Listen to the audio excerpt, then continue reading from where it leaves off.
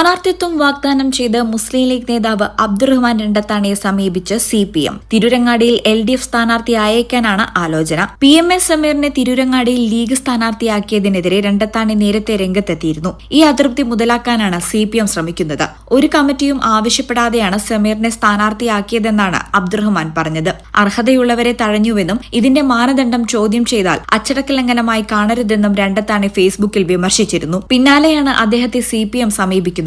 League സ്ഥാനാർത്ഥി പ്രഖ്യാപനത്തിന് പിന്നാലെ അതൃപ്തി അറിയിച്ച അബ്ദുറഹ്മാൻ രണ്ടത്താണി ഫേസ്ബുക്കിൽ പോസ്റ്റ് പങ്കുവച്ചിരുന്നു. പാണക്കാട് മുഹമ്മദ് അലി ശിഹാബ് തങ്ങളെ ഓർമ്മിപ്പിച്ചുകൊണ്ടായിരുന്നു അദ്ദേഹത്തിന്റെ പോസ്റ്റ്. അദ്ദേഹം എല്ലാവരെയും അംഗീകരിച്ചുകൊണ്ടാണ് സ്ഥാനാർത്ഥി പട്ടിക തയ്യാറാക്കുക എന്നായിരുന്നു പോസ്റ്റിന്റെ ഉള്ളടക്കം. പിന്നീട് ഫേസ്ബുക്ക് പോസ്റ്റ് പിൻവലിച്ച് അത് തിരുത്തുകയും ചെയ്തു. എന്നാൽ വീണ്ടും സ്ഥാനാർത്ഥി പ്രഖ്യാപനത്തിലെ അതൃപ്തി അബ്ദുറഹ്മാൻ രണ്ടത്താണി പരസ്യമാക്കി ഫേസ്ബുക്കിൽ പോസ്റ്റിടുകയായിരുന്നു. അതേസമയം രണ്ടത്താണി പാർട്ടി വിടില്ലെന്നാണ് കരുതുന്നതെന്നും അതൃപ്തികളെല്ലാം കേൾക്കുമെന്നും സാദിഖലി തങ്ങൾ വ്യക്തമാക്കി.